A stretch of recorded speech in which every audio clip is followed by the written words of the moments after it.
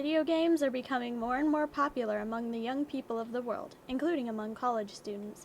Some call it a passion, some call it a pastime, but all seem to agree it's fun.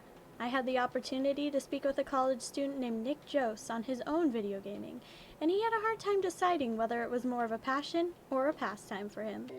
I definitely do it in my pastime, but I'm pretty passionate about it. I would love to get into game development and more stuff like that. Even if it is only a pastime currently, Mr. Jose still spends much of his free time on video games. He tells me it doesn't get in the way of his job or classwork. The time he spends gaming is based on how much free time he has, not how much time he wants to game. It'll be a lot. I've played some weeks probably 50 hours in just 1 week. Then other weeks, like this week, 5. Then other weeks will be 0. So it really varies just based on what I feel like playing and what my mood is. Instead of spending all of his free time focused on one game, Mr. Jose chooses to spread his attention amongst his favorites. Out of the 150 games he owns, he plays around 30 of them at any given time. The excess amount of games comes from a website he uses to purchase games, called the Humble Bundle. So you pay $5, and they'll give you 5 or 10 games. So usually you'll buy the Humble Bundle just for one single game. That's the only game you'll play. So you have 9 games that you've never played. Other than the Humble Bundle, Mr. Jose uses Steam, Origin, Good Old Games, and Green Man Gaming to purchase his games.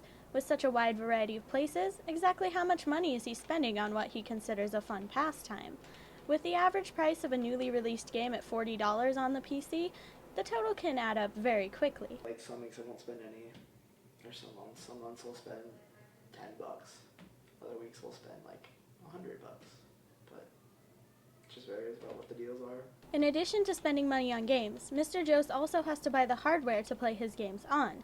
As a man who prefers PC gaming, Mr. Jose built his own computer. While the initial cost was rather high, because games cost less on PC than on a console such as an Xbox, the computer will eventually pay itself off. Well, the initial cost probably came around to $1,200 because I had to buy Windows, the OS, I had to buy monitor, keyboard, peripherals, that kind of stuff, so that added up to the price.